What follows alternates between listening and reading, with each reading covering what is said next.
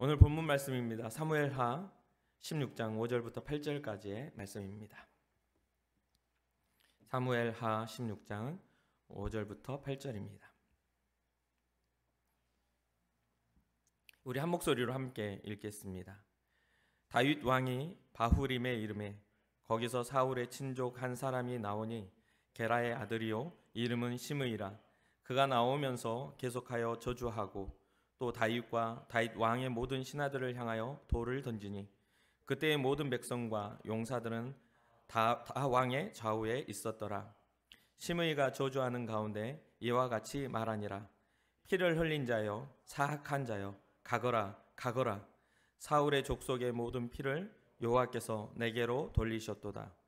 그를 이어서 내가 왕이 되었으나 여호와께서 나라를 내 아들 압살롬의 손에 넘기셨도다. 보라, 너는 피를 흘린 자이므로 화를 자초하였느니라 하는지라. 아멘. 아멘. 함께 고백하겠습니다. 주님, 제가 여기에 있습니다. 옆 사람 또 앞뒤 사람 축복합시다. 주님, 제 옆 사람도 여기에 있습니다. 축복해 주세요. 네. 우리 공동체의 고백입니다. 우리는 예수님의 사람입니다. 우리는 예수님 안에 있습니다. 우리의 삶에는 예수님의 흔적이 있습니다. 아멘. 아멘. 오늘 말씀의 상황은 다윗이 아들 압살롬의 반역으로 인해서 피난하는 과정에서 일어난 일입니다.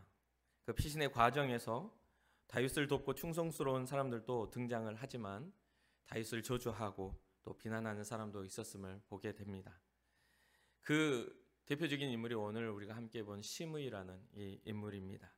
다윗을 저주하는 시므이와 그 저주를 대하는 다윗의 모습, 이 모습을 통해서 우리가 하나님이 믿음의 사람을 통해서 보여주시는 그런 영적 교훈을 얻어서 우리의 삶에서도 이 다윗의 모습처럼 신앙을 지키고 마음을 지키는 그런 영적 교훈을 얻기를 주님의 이름으로 축복합니다. 시므이는 이 사울 왕, 그러니까 다윗 이전의 왕 사울 왕, 이스라엘의 일대 왕이죠. 사울 왕의 친족입니다. 친족 중에 한 사람인데 사울 왕이 다윗을 질투하여서 끊임없이 죽이려고 쫓아다니죠. 계속 시도하고 다윗은 도망가고 또 생명의 위협을 받아서 하다못해 외국으로 막 도망갈 정도로 굉장히 다윗이 시달림을 받습니다. 왕이 되기까지 굉장히 다윗이 힘겨운 그런 경주를 달려가죠. 그럼에도 불구하고 끝없이 사울 왕은 다윗을 죽이려고 합니다.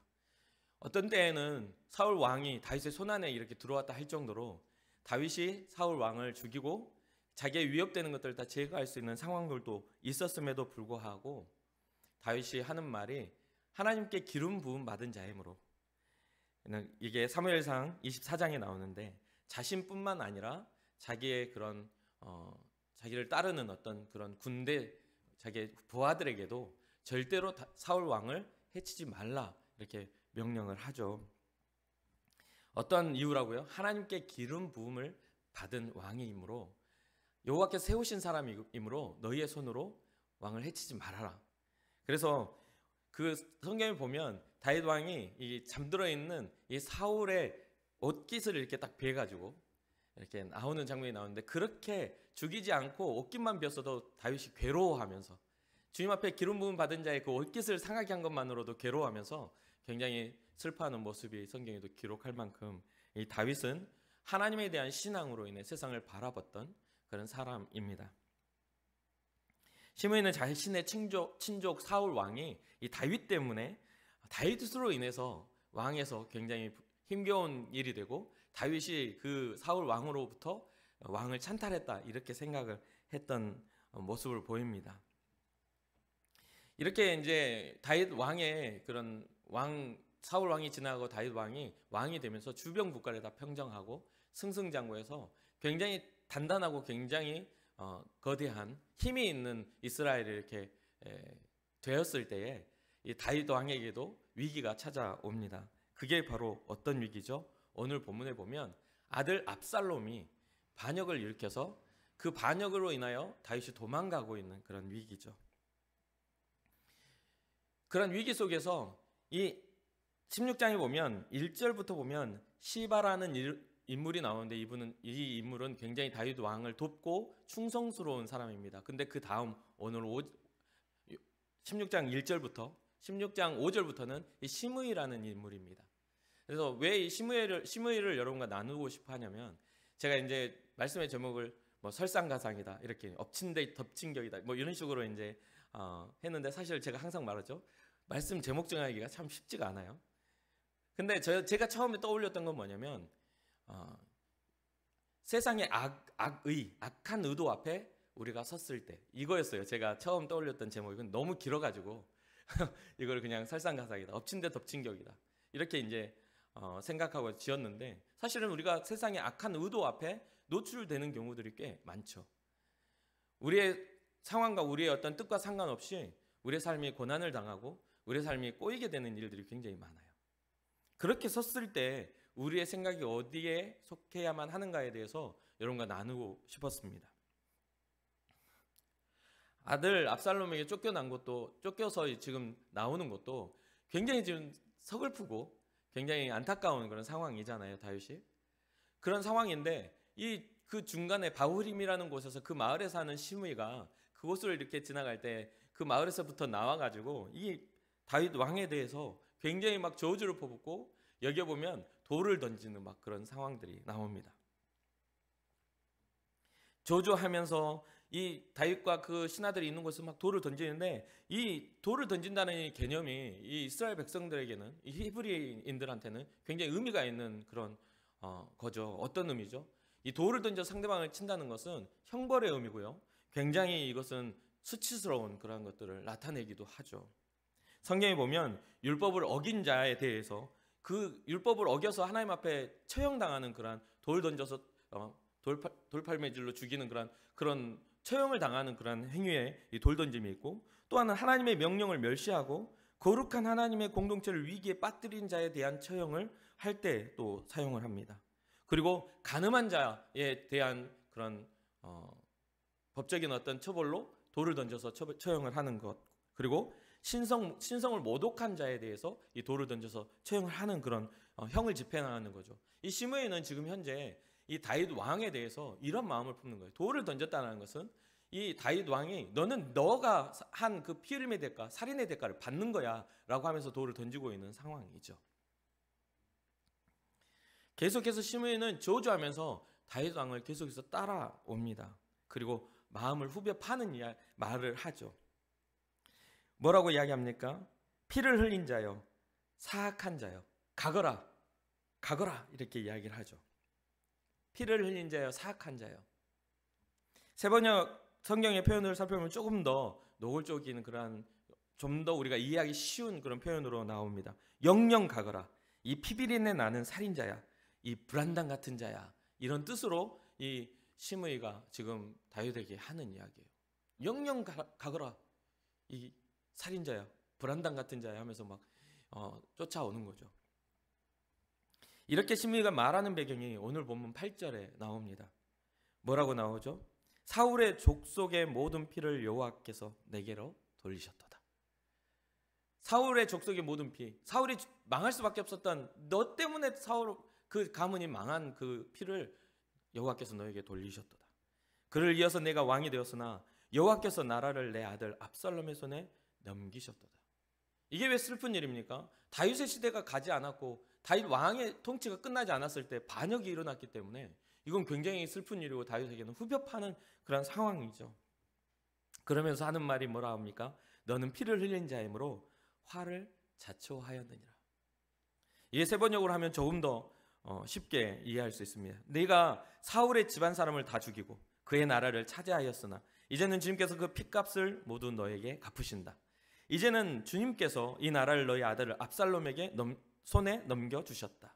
이런 형벌은 너와 같은 살인자가 마땅히 받아야 할 재앙이다. 이렇게 지금 이야기를 하고 있는 겁니다. 이런 시므이의 모습을 본 아비새라는 그런 다윗의 그런 충신이 열이 받죠.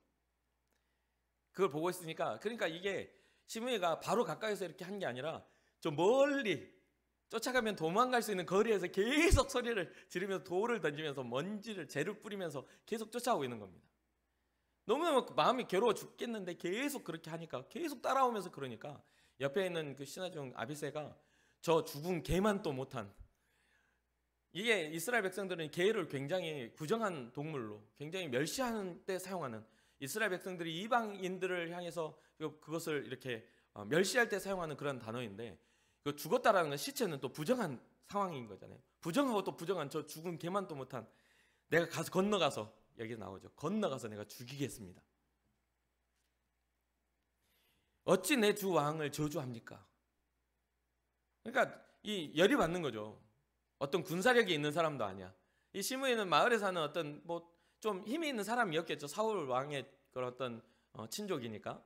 그런 좀 힘은 있지만 다윗 왕권과 비교하는 군사력이 있는 사람이야. 그러니까 이 아비새가 건너서 죽인다고 이야기를 합니다. 그런데 이 다윗의 대답이 참 놀라운 대답을 하죠. 어떤 대답을 합니까? 이 저주하는 것, 시므이가 나를 따라오며 저주하는 것은 여호와께서 나를 저주하라고 시키셨기 때문에 그렇게 하는 거다. 그런 이야기를 해요. 그러니까 스루야의 아들들아, 그냥 내버려둬라. 이것을 자기의 상황에서 자기를 저주하고 지금 비참한 상황에서 도망가는 이 과정들에 있어서 다윗 또한 자기가 잘못한 하나님 앞에서의 죄를 떠올리며 내가 마땅히 받아야 할 그런 대가를 내가 지불하는구나. 이 다윗은 자기의 삶에서 이런 일이 일어날 수밖에 없었던 자기의 잘못에 집중하면서 주님 앞에 오히려 회개함으로 저는 하나님이 나를 조절하라 하셨으니 내버려 두라고 하면서 주님 앞에서의 자기의 모습을 낮추고 있는 것을 보게 됩니다. 어찌 보면 잘 이해가 되지 않는 상황이죠. 잘 납득이 잘 되지 않는 상황이에요. 그럼에도 불구하고 이 다윗이 하는 말이 있어요. 내 아들도 나를 죽이려고 하는데, 나 때문에 그 나라 그 왕의 모든 것들이 위협을 받았던 사울 왕의 친족들은 오죽하겠느냐고. 그러면서 그걸 내버려 두라고 합니다. 그러면서요, 여기에서 다윗 왕이 여기서 멈추는 게 아니라 12절을 보면 이런 말을 해요. 혹시 여호와께서 나의 원통함을 감찰하시리니 오늘 그 저주 때문에 여호와께서 손으로 내게 갚아주시리라. 혹시 주님이 자신의 비참함을 보시고 시므이가 한 저주를 대신해서 좋은 것으로 주님이 갚아주시지 않을까라는 그런 이야기를 하죠. 지금 삶의 위기에 찾아온 위기 가운데 계속해서 중첩되는 이 상황에서 이 시므이의 저주 앞에 선 다윗의 이 심정과 다윗의 영적 시선을 한번 같이 경험해 보시길 주님의 이름으로 축복합니다. 한번 다윗이 가졌던 그 중심을 한번 주의 깊게 보시기를 바랍니다. 다윗이 갖는 이 하나님을 향한 묵상, 하나님을 기대하는 마음들이 이 압살롬을 피해 도망가는 과정에서 지어진 시편을 통해 잘 나타납니다. 시편 3편에는 압살롬을 피해서 도망가는 상황에서 지어놓은 시가 기록되어 있어요. 시편 3편을 제가 한번 읽어드리겠습니다. 여호와여, 나의 대적이 어찌 그리 많은지요. 일어나 나를 치는 자가 많으니이다. 많은 사람이 나를 대적하여 말하기를 그는 하나님께 구원을 받지 못한다 하나이다. 여호와여, 주는 나의 방패시요 나의 영광이시요 나의 머리를 드시는 자신이이다. 내가 나의 목소리로 여호와께 부르짖으니 그의 성산에서 응답하시는도다. 셀라. 내가 누워 자고 깨었으니 여호와께서 나를 붙드심이로다. 천만인이 나를 애워싸 진친다 할지라도 나는 두려워하지 아니하리이다. 여호와여, 일어나소서. 나의 하나님이여, 나를 구원하소서. 주께서 나의 모든 원수의 뺨을 치시며 악인의 일을 꺾으셨나이다. 구원은 여호와께 있사오니 주의 복을 주의 백성에게 내리소서. 다윗이 어떻게 이러한 해석을 할 수 있는가에 대한 다윗의 중심이 여기에 잘 나타나고 있지 않습니까? 많은 사람들이 나를 대적하여 일어나 말하기를 뭐라면 그는 하나님께 구원을 받지 못한다. 지금 시므이의 저주와 같은, 너는 네 피값으로 너는 그런 일을 당했다. 너는 너의 그 악한 일들 때문에 너의 아들 압살롬의 반역을 당하게 되었다.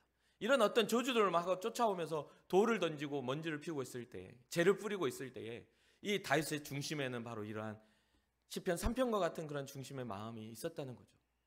우리는요, 어려운 일을 동일하게 당합니다.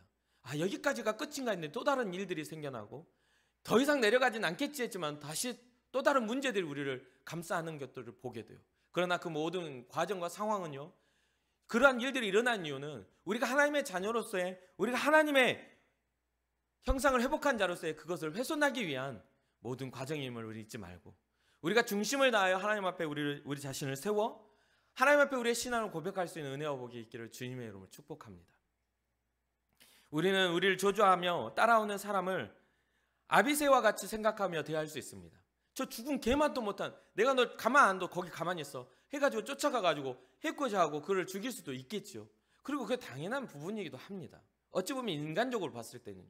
그러나 우리는 이 성경을 통해서 다윗의 이 믿음, 하나님이 왜 다윗을 사랑하셨는지를 우리가 주목하여 볼 필요가 있다는 것이죠. 엎친 데 덮친 격이에요. 눈 왔는데 그 위에 서리가 또 껴요. 이런 일들이 계속해서 일어난다 할지라도 우리의 믿음의 관점과 우리의 믿음의 시선들이 하나님을 향해 있다면 우리는 선한 열매를 충분히 맺을 수가 있다는 것이죠. 하나님이 인정하시는 신앙은 다윗과 같은 모습임을 잊지 마시기를 주님의 이름으로 축복합니다. 어떤 일의 결과에, 어떤 일의 상황에 따라 바로바로 대적하고 바로바로 그거 똑같이 갚아줘야 된다라는 그런 생각들, 뭔가 합리적인 것 같으나 하나님의 마음과는 상관없는 생각들로 살아가면 절대로 안 된다는 것이죠. 로마서 12장 17절에 보면 아무에게도 악을 악으로 갚지 말고 모든 사람 앞에서 선한 일을 도모하라. 아무에게도 악을 악으로 갚지 말라고 말을 합니다. 모든 사람, 악한 일을 악한 일로 대적하여 선한 일을 이룰 수가 없어요. 그런데 하나님의 말씀을 가진 우리는요, 악한 일에 대해서 선한 것으로 갚아줄 수 있는, 선한 일을 시도하고 선한 해석을 하고 선한 삶의 모습들을 열매 맺을 수 있는 은혜와 복이 있기를 주님의 이름으로 축복합니다. 데살로니가전서 5장 15절에 보면 삼가 누가 누구에게든지 악으로 악을 갚지 말게 하고 서로 대하든지 모든 사람을 대하든지 항상 선을 따르라. 항상 선을 따르라. 베드로전서 3장 9절을 보면 악을 악으로 욕을 욕으로 갚지 말고 도리어 복을 빌라. 이를 위하여 너희가 부르심을 받았으니 이는 복을 이어받게 하려 하심이라. 사랑하는 청년 여러분, 우리의 삶에 있어서 우리는 세상에 보내는 주님의 편지라고 우리는 이야기합니다. 고백합니다. 그러나 한번 우리의 삶을 잘 돌아보고 살펴보기를 바랍니다. 여러분들의 직장에서, 학교에서, 또는 여러분의 삶의 현장에서 여러분들이 어떠한 상황, 부산에서는 운전대만 잡으면 사람들이 다 격해진다고 말을 하는데 요즘 저는 그렇게까지 생각 안 합니다. 왜냐하면 요즘에 저의 삶에서도 격한 사람도 있지만 양보해주는 사람도 심심치 않게 발견하기 때문이죠. 여러분, 그러한 것들이 일반화가 돼요. 우리의 삶도 그렇게 돼야 돼라고 생각하는 것에서 벗어나 나는 하나님의 사람으로서의 형상, 하나님이 기뻐하시는 것들에 대한 반응할 수 있는 그런 것들을 우리가 기준을 세운다면 그런 부분들이 남이 어떻게 살아가든 무슨 상관이 있습니까? 우리가 믿음 안에서 선한 일을 꿈꾸고 선한 일을 계획하며 도모하고 살아간다면 마땅히 주의 영광을 위한 열매들이 맺어지지 않겠습니까? 좀 더 바쁜 사람은 좀 더 빨리 달릴 것이고 좀 더 느긋한 사람은 좀 더 천천히 달리겠죠. 그런 어떤 상황 속에서 우리의 마음을 격하게 만드는 것에서부터, 우리의 마음을 상하게 하고 우리의 마음을 조급하게 만드는 그런 모든 상황에서부터 우리가 평안해지기를 소망해 봅니다. 일반 세상에서 이렇게 규명 지어진 것들이 우리의 삶의 당연함으로 받아들여지지 않고 오히려 우리의 삶의 당연한 것은 하나님의 말씀으로 우리의 삶이 상식이 되어 우리가 선한 삶을 살아가고 선한 꿈을 꿀 수 있는 은혜와 복이 있기를 주님의 이름으로 축복합니다. 또한 청년일 때 우리 새내기들이 새롭게 대학을 들어가면 당연하게 대학 문화를 적응할 때 술 문화, 어떤 그 어울림의 문화가 있다 할지라도 우리가 믿음의 사람, 하나님의 사람으로서 당연하게 우리의 삶을 세워간다면 그런 것을 과감하게 거절할 수 있는, 그런 것들을 과감하게 절제할 수 있는 그런 믿음의 결단이 우리 안에 있지 않겠습니까? 그렇기 때문에 우리가 지금 어려움을 당한다 할지라도 우리의 시선이 하나님께 속해 있고 우리를 구원하시는 이가 하나님이시라는, 우리에게 구원의 복을 내려주시는 분이 하나님이시라는 믿음을 갖는다면 당연하게 그 모든 것들을 이기고도 남는 은혜와 복이 있을 줄 저는 믿습니다. 나중에 압살롬이 반역을 실패하고 말아요. 실패로 돌아가고 다시 다윗 왕이 이제 요단강을 건너 다시 자기의 성으로 돌아가는 그 과정이 회복하게 됩니다. 왕권이 끝나요. 압살롬이 결국은 머리가 나무에 걸려가지고 대롱대롱 매달려 있게 돼요.